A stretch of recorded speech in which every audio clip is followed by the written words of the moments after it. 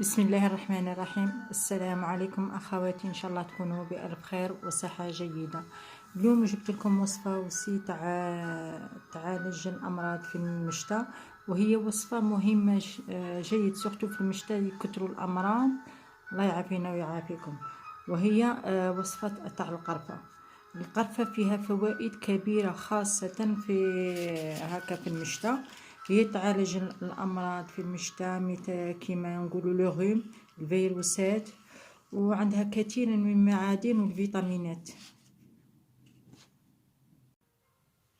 غادي نعطيكم وصفه مليحه ديروها اللي تكون يكح يكون فيه لا غريب. الوغ تقضبوا كاس ماء، تغلوا كيكوما صغيره، وخروه من النار وديروا فيه مغرف تاع قهوه تاع كانيل تاع قرفه مطحونه، وديروا فيه شويه لين ونص مغرف تاع قهوه تاع جنجبر زنجبير يكون مطحون، وشويه تاع ميال، وخلوا واحد 3 دقائق ولا وشربوه.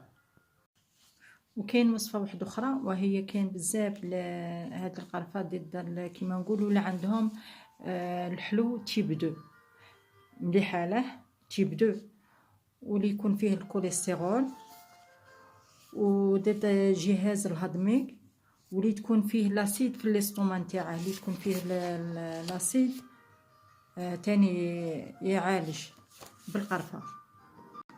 هي مفيده تاني اللي يكون منتفخ لو بالونمون، تكون عنده الاستوما لا دياري، ولا يكون حاشيكم غادي يتقيا يحس روحه يتقيا. الوغ غادي نعطيكم وصفه ديروها لهادو. الاولى قلت لكم لا غريب والكحه وكلشي، وهذه الوصفه تاني مليحه كيما راني قلت لكم. ديروا تاني كاس تاع ماء، من بعد كي يطبخ وخروه وديروا فيه مغرف قرفه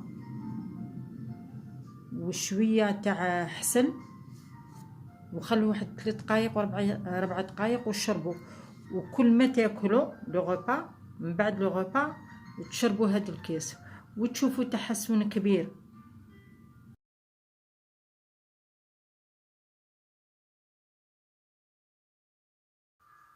اللي عندها الكوليسترول تاني كاين بزاف الناس اللي داروها وجربوها ونجحت، صدقوني نجحت.